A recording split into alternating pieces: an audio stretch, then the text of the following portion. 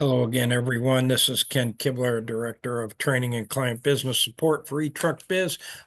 Got started a couple minutes late here, but this attendee list is growing very rapidly. So please sit tight a minute and we'll get going with some of our normal topics here, as well as some more highlights of Network 2.0.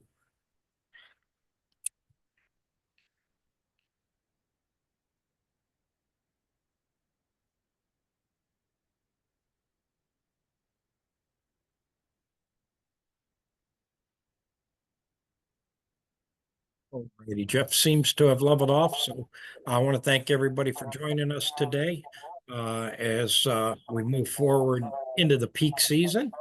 So we know he's going to have some challenges ahead of you. Hopefully, you can take some of the topics we discuss and put them into practice in your operation. As always, if you have any questions, please put them in the chat or the Q&A so we can get those at the end. Without further ado, Mr. Jeff. Great, thank you, Mr. Ken. And as always, we need to make sure that you know that eTruckBiz is not endorsed, sponsored, approved, or otherwise affiliated with FedEx Corporation. So,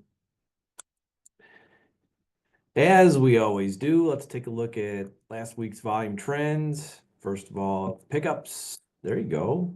Much better. It was looking bleak there for a while, but there's the pickup stops up there over the trend line. Really good. Packages. Yes, sir. Over the trend line. That's some good stuff there. And on the delivery side, same thing. Stops up over the trend line. And packages, again, up over the trend line. So that's some good stuff there. So that should have translated into some good productivity. Uh-oh. Routes dispatch was up too. Why? Had plenty of capacity. And while stops per dispatch did turn the right way, we're still not to the trend line, folks. That's not okay. We're always harping on this, but it's important right now, right on the doorstep of peak, that we're starting to become more productive and efficient. Efficient's one thing, productive's another.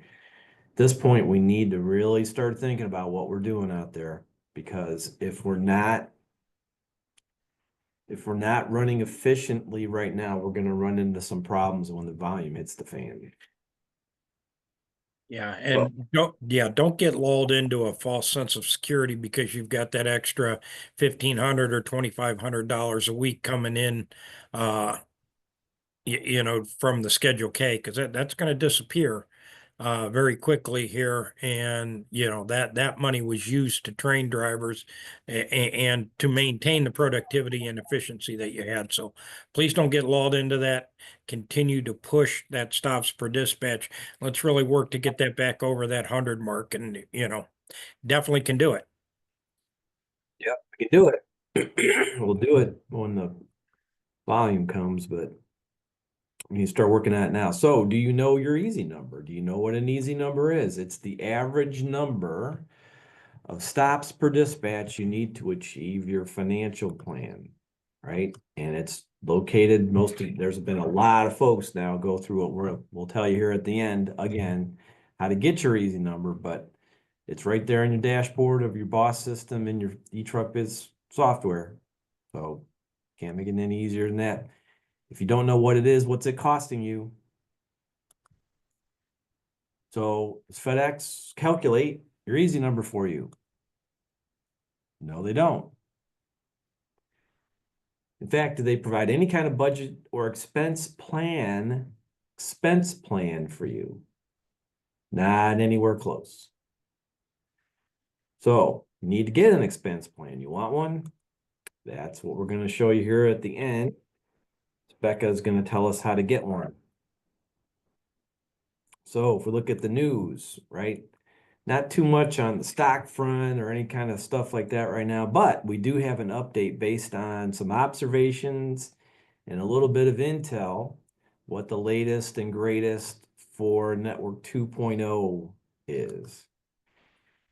And as always, as you all know, for the last couple years now, everything we're about to tell you is subject to change, right?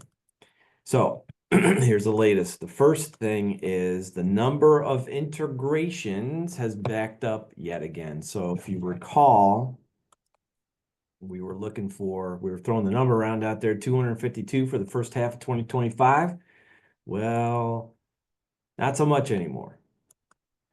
Now it's about 50-ish stations for the first half of 2025. Some of you on here, I haven't seen the names all yet, but some of you on here know because you're about to go through it. You already know February, March, April timeframe that you will be included in this 50-ish terminals, right? But we're told look out for the second half of 2025, right? Just keep that in mind. There's some big numbers being thrown around out there. I don't know. We'll see. We'll see. There's some problems that are being overcome, and we'll talk about those here in a second. So the second thing, okay, the extent of revenue is now known. So everybody wants to know, well, we're going to do all this extra volume. We're going to do all kinds of things. Are we going to make any money doing this? Is there any money to be had here? So now it's known that there is something called a time definite stop charge that's going to be added to optimized CSAs, and something called an early pull charge, which if we hadn't talked about this before, we'll say it again. If for some reason you've got all your trucks out on the road and let's for fun say there's an ice storm in Memphis, you might be in Miami and you say, I don't why I got to bring my trucks in early to get the air in. Well, you may have to get the air in early so it can get on a plane and get to Memphis and so it has a chance of getting to where it's supposed to go on time. So they're going to pay you extra to pull your trucks off the road early to get the air off of it. Or what we'll talk about here in a second, there's something called cartage now, or we'll call them shuttles or whatever you want to do. You wouldn't bring all your vans back in. You'll probably have somebody go around and take the air off the trucks or whatever. But anyways, they're going to pay you extra to do that because it's going to cost extra to do it. Right. So again, these are optimized CSAs only. We'll define that here in a second. But anyway, that net effect is, yes, there's more revenue, but it's going to be spread over a few more dispatches, which means when you start playing around with the numbers and the math, it's gonna put pressure on your margins, right? Just say that as it is right now. This is okay as long as dispatches, stops per hour, and resource utilization rates are very closely managed. So it used to be, depends and see how many old timers we have on the call here. Used to be, load up the trucks. It's pretty much the same stops every day. I'm going to all the stores, going to the Walmart, going to wherever, and just whenever you get done, great. Thank you very much. We've said it for years now. It's a totally different game now. There's a whole bunch of different other measurements that are going to happen for you to remain solvent as a business.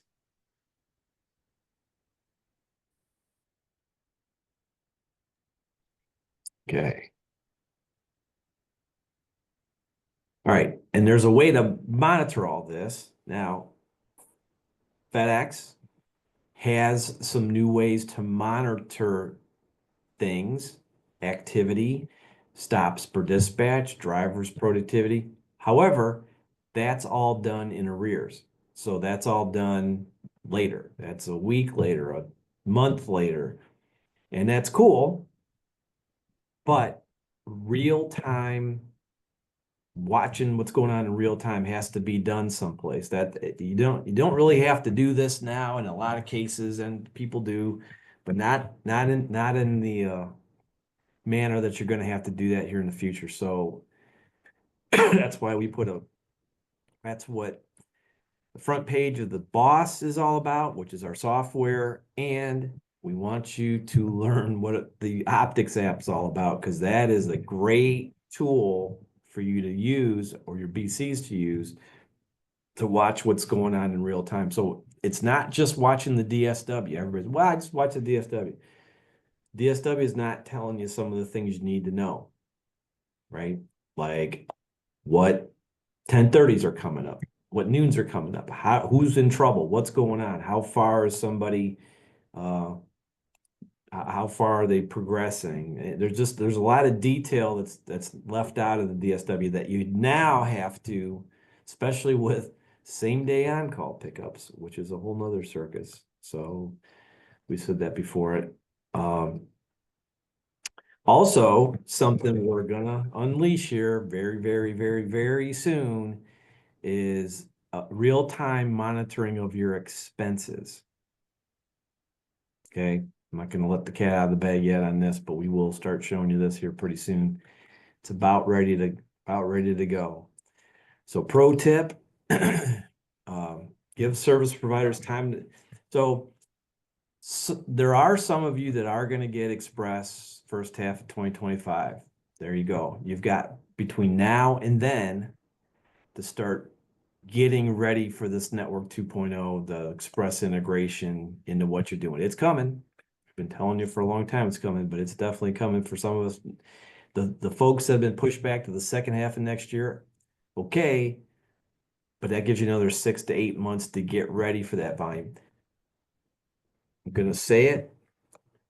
The time to worry about, we hear this a lot too. We're trying to show people, hey, you're going to need to do this, you're going to need to do that. Well, I don't have to worry about that right now because that volume's not here yet, so I don't have to worry about it.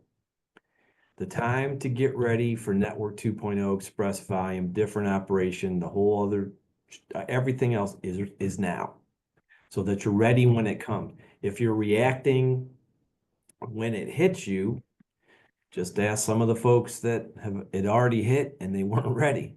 So now is the time to get ready for this Network 2.0. It's coming. It's coming.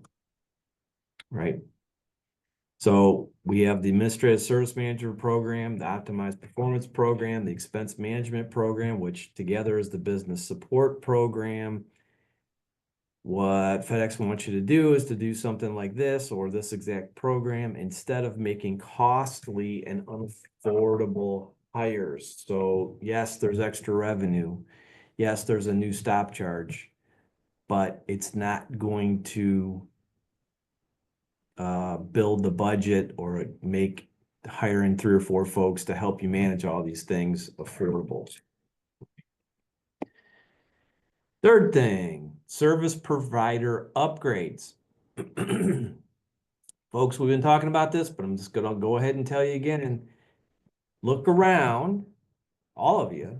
I'm sure everybody knows somebody somewhere, some contractor, some service provider that is somehow finding the door, right? Well, what do you mean? There's a higher number of non-renewals happening right now. And there's also some flat out terminations. And let's just say this, there's some terminations for some contractors happening out there that probably wouldn't have happened in the past. We're going to talk about culture clash here in a second, but don't ask me. You look around from your point of view, do you know anybody that's been non-renewed or terminated lately? Pretty much everybody knows somebody in that situation. And that being the case, that's not happening by accident. That's happening in advance of 2.0 getting rolled out. Whoops. Go back. And the other thing, why we know service provider upgrades are happening is because FedEx is asking the good operators, and a lot of you on this call have already been asked, if you're interested in snapping up open areas and other terminals. FedEx would rather see a good operator, somebody that can handle it. They would rather give those operations to the current folks than to let a new operator into the fold, because as the complexity of the operations increases, it's really going to take veterans to be able to handle it, not new folks. It can happen, but it's going to be tougher for new folks than it is anybody else. So that's the point of that. Fourth thing, said it already, but there's definitely, without question, there's a culture clash going. So we're not at liberty to tell you some specific instances, although we will tell you that the express folks coming over into the ground network and vice versa, but mostly it's the express folks stepping into the ground network really can't understand why some things are done the way they're done. And then there's there's very little understanding about why certain things can't happen the way they happened over in the express world.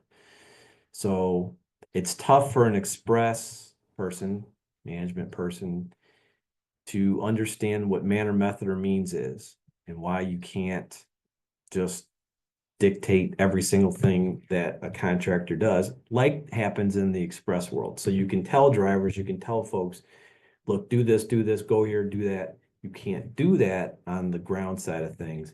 And that's what we mean by a culture clash. That's definitely occurring right now. Culture clash is going to result in some strange new policies.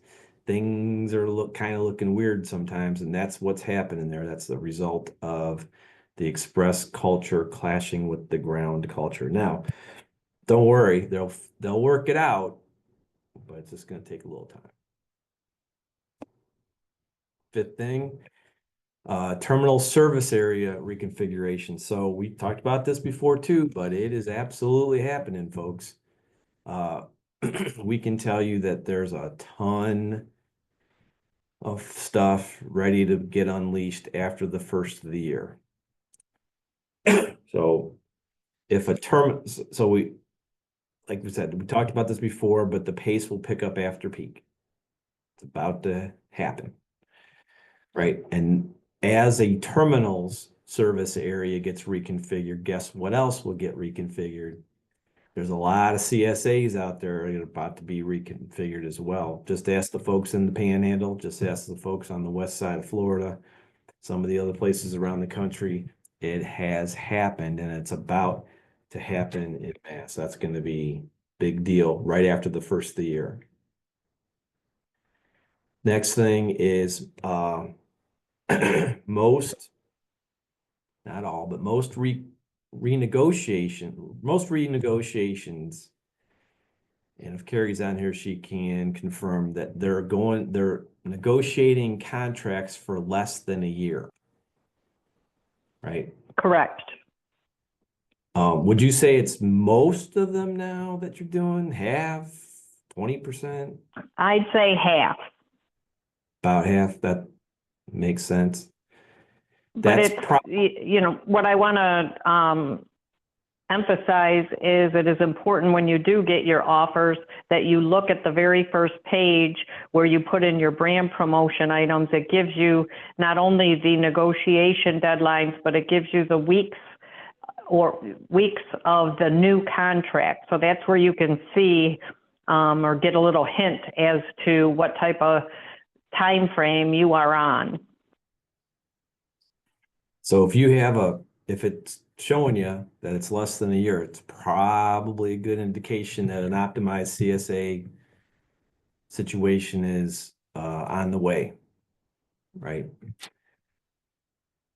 Okay, so that's a little bit about what we know. We can't go too far because we can't, but we're telling you it's coming. Even though the integration is a little delayed, Network 2.0 will make a big impact on your operation in 2025. Yes, we haven't gone through peak yet. Don't take your eye off of peak. Not telling you to do so.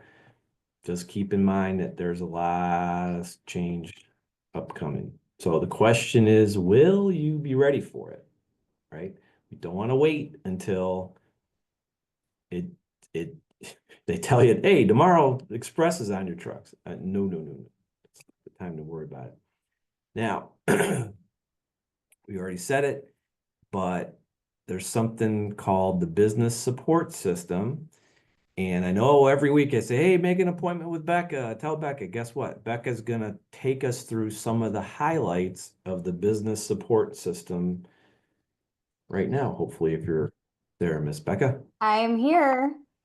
So the business support system is put in place to help solve your administrative and managerial challenges due to the upcoming Network 2.0. So what the business support system includes are those 3 programs that Jeff had mentioned. So the Administrative Services Manager program. We also have the Optimized Performance program and then the Expense Management program. So each program is going to focus on a different area of your business. So the Administrative Services Manager program is going to take care of all of the non-revenue producing tasks. So human resources, and you would have an admin coordinator for this. So where that manager place is set in stone, it is going to be someone taking over these tasks for you from the eTruckBiz company. But they will handle the payroll, taxes, and compliance. They will consistently be recruiting. We have a full driver recruiting, First Advantage, and onboarding team. They would help coordinate all of this and make everything flow. So then this also includes human resources, data and support, fleet administration, completing your MMRs. We also have scheduling software, so they would administrate that, and the time and attendance, so keeping track of hours and clocking in and out. So again, this is the non-revenue producing tasks that they would handle for you. And I would go way more into detail if you book a session with me. So then I will move on to the Optimized Performance program. So this is the revenue producing tasks. What would be included in this program is, so we would take over the route engineering and optimization, the scheduling options for 2.0. We offer BC training and coaching, safety administration and compliance. We have multiple training workshops and seminars, on-site visits and evaluations, and then the FRO training and coaching as well. So we want to maximize your efficiency and productivity. This is what you would need. Have our expertise on your side and make sure that we are creating goals for your company and like I said, maximizing that efficiency. So just can I interrupt for a second? You got Ken on here. Where are you today, Ken? I am in Little Rock, Arkansas. Just came back from hunting, as you can see the duck behind me there. So, but we are on an on-site visit. It's Bob and I, and Bob this morning was working with the FRO and was able to teach a BC some new tricks. And this is a very efficient operation, but the BC was excited to talk about using some of the new tricks tonight in the FRO. So that was success. We also spoke with a lot of the drivers here today, covered the app with them. Very positive feedback and just really a great work group here. And for those of you who have heard John Speed talk on these calls, they've done a great job of building a culture and a successful business. And the drivers all understand that they're going to be out on the road 8.5 hours a day, get the job done, and therefore they can make more money because they're working longer hours, and the business can make more money. So we'd love to come see you as well. The wildly popular on-site visits and evaluations. Okay. Probably said a lot more than you expected, Jeff. I'm sorry. No, I want folks, no, that's good. So what else do you do? Not just on-site visits for the OPP program. What else do you guys do for the folks, for contractors? Every day, I kind of recap previous day's results where we're going to look at the dispatch stops per hour, the completed stops per dispatch, the revenue per dispatch, the service, look at other things in the operation just by evaluating the daily service worksheet as well as the op metrics, because there's a lot there that when you're caught up in the operation, you might not take the time to look at it. You can go from 19 stops per hour to 16 stops per hour overnight. You got to ask why. How much more did that cost me? So we kind of recap those things. And Bob's coaching with the BCs, I think, has gone a long way. And then it's definitely uh, Bob communicates directly with the drivers on the Veeder incident reports, and so some of these guys really wanted to meet who Bob was, who sent them the email about rolling through that stuff. And some didn't want to meet me. They were shocked. They're like, "You're Bob." Yes, I am. Great. So that's safety. Safety is all about awareness, is it not? Leadership, which they have there in Little Rock, that's for sure, and awareness, right? Because if nobody says anything about how you drive a truck or what's going on, guess what? It must not be important, so I'll just go run over that mailbox. Yes. So, and it was, like I said, very positive. Bob was not physically accosted in any way. Yet. Yeah. Hey, and real quick too, sorry about the echo. Ken and I are in the same office. But this culture did not happen overnight. It started out as a small business and he grew into, another area. They've got 4 CSAs. But it's got to start somewhere. If it doesn't start anywhere, we're never going to get to where we want to be. First off, where do you want to be? Map it out. Put it on a piece of paper. That's how RPS started, on a piece of paper in a hotel room. So map it out, what your goals are, and share that with everyone that's important around you, and share with us. We'll help you get to where you want to go. But you've got to start somewhere.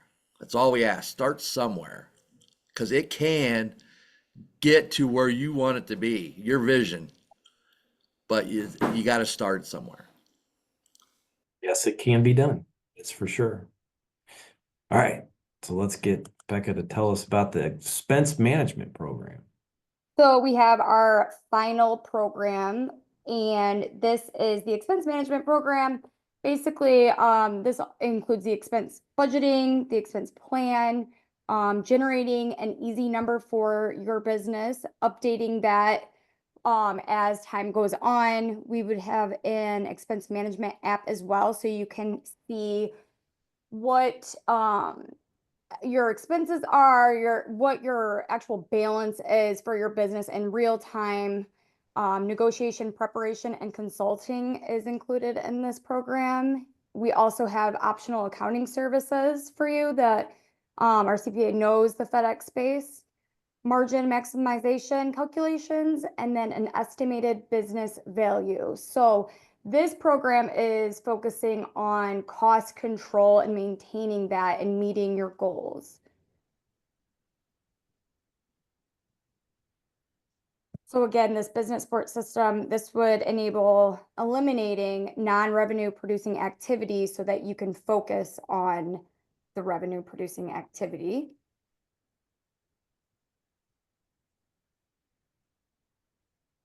And that is exactly what is needed to handle Network 2.0. Like that, put a slide in there. I don't know if I told you, put a slide in there. But it is, folks. This is how to handle Network 2.0. Is it put on a whole bunch of vans? Maybe a couple, few, 4, 5, depends on the size of your operation, maybe, but not haphazardly. To engineer things. How many vans? How many stops? How are we going to handle this? How can we remain profitable as this whole thing happens, right? It's different. There's a lot of different things that are going to happen, and you can learn by trial and error. But what happens with trial and error? It costs money, a lot. So Ken, up in Youngstown, you tell us about Youngstown a lot. A lot of those guys, they put vans on thinking, well, the only way I'm going to handle these time definites is I got to put extra vans on. And then they've had just the time definites on certain vans, and they tried a whole bunch of things, and whether or not it worked or not. What was the first thing? Well, what was one of the things they did? They complained to Pittsburgh. And then what happened? Well, they went to Pittsburgh, and so they they did have some failures. That so part of it was arrival times, part of it was monetary. They didn't think they were getting compensated enough. Pittsburgh did make some adjustments, made some significant adjustments, and they've weaned those back, but they were able to communicate with the senior manager some of the challenges. I mean, here in Little Rock, there will be challenges as well if the dispatch time's at 9 o'clock and your first stop is 87 miles away. It's going to make it a little difficult to make those 10:30 deliveries. So, I think there'll be a lot of communication between the station here, and why it doesn't need to be a 9 o'clock dispatch doesn't make sense to me, just by the proximity to the air hub in Memphis. So as Jeff says, there's some trials and tribulations, interaction. Don't panic. Don't throw in the towel. And the people in Youngstown will tell you it eventually got to where it needed to be. Did FedEx give contractors everything they said they needed? No. Why? Because the contractors really didn't need everything they said they needed. They weren't going to be able to survive, doing 105 stops per dispatch, or their easy number per se, or survive doing 105 stops when their easy number said it was 126 stops per dispatch, and they could do it. So it's critical that the communication is open in both directions, and you really got to look at yourself. What can we do and what we cannot do? Did you call that engineering? Absolutely. We had a little discussion here earlier. Right now, this operation averages 17 stops per hour. Well, guess what? They're not going to be able to do during that first hour that they're running around doing time definite 10:30. You're not going to be able to average 17 stops. So you got to blend your engineering a little bit. Right. So those of you that aren't used to doing engineering and whatnot, that's why there's the OPP program. Ken and Bob, they will help you with all that. That's how that's how it works. That's what they're doing in Little Rock. So as we've been saying for a long time now, for a limited time, you can get a standard budget, what FedEx thinks you should be spending on your operation, on different categories of your operation, an expense plan. So you take the standard budget and then you modify it to your real situation. Now you have an expense plan, a budget, and the magic easy number, so that you can reduce your operation or what you need to do every day to one number. Let's hit that. FedEx does it to you for a service, right? There's a bunch of other things that happen, but they really just want to know that you got service.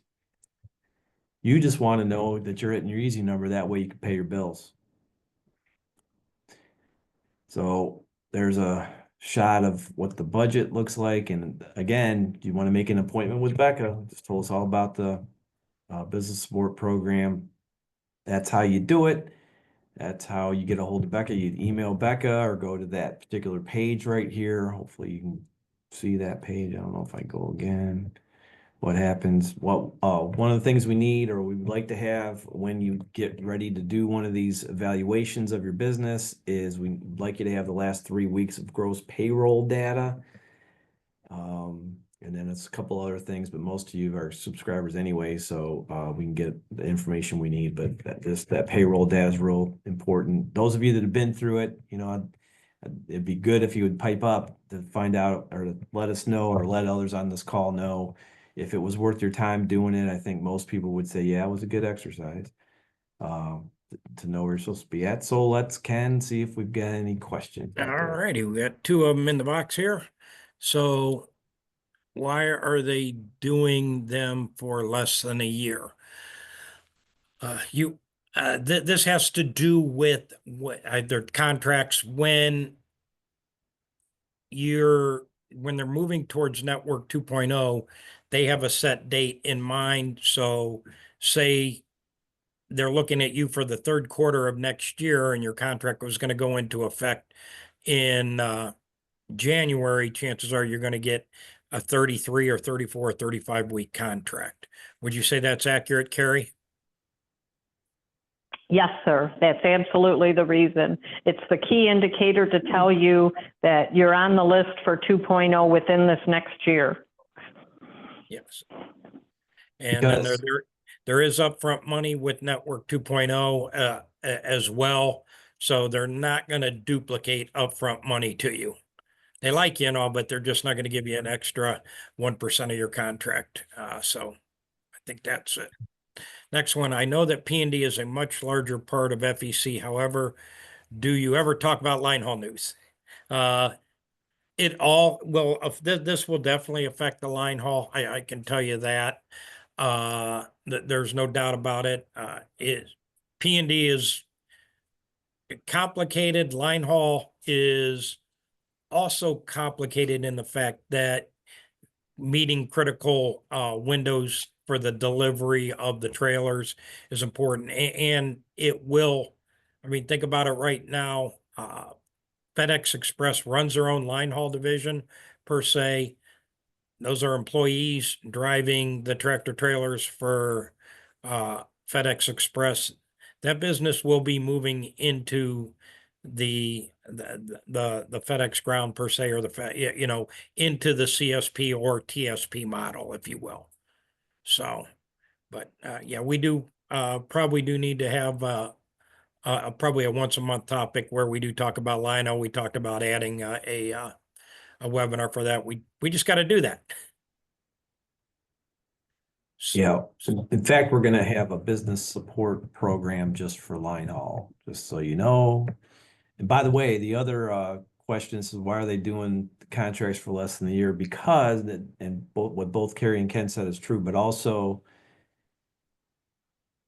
when they go this next time around, they're going to call them optimized CSAs, which means they're going to close some buildings and move volume around to different buildings, and then that's going to produce an optimized CSA, which means you're going to have to renegotiate a whole nother contract. So all of the optimized CSA terminals, you got to negotiate again. So if you get a 33-week contract, about, I don't know, what has it been, about 10 weeks, you think, Carrie, before the terminal goes optimized, they get to negotiate another one. Is that right? Correct. Yes. and as Jeff said, they couldn't give you a bigger hint that it's coming in the very near future if you have a 33-week contract. Other than smacking you in the face with it, that means it's coming, and it's coming to a building that you're in. So that looks like all the questions, both very, very good questions. And please, I would encourage you, as Jeff said, the time to prepare is now, because you will benefit if you always are focused on your operation and let somebody else handle the non-revenue producing task. Your business will be better off. Because then you can generate the revenue per dispatch that is necessary to have, the business that you want and have the structure that you need to grow. As Bob said, this was a business that started with one CSA, now has 4. It didn't happen overnight, but it happened because they worked through the process, and hopefully they do work through us. So when do you think the rollout for the line haul program?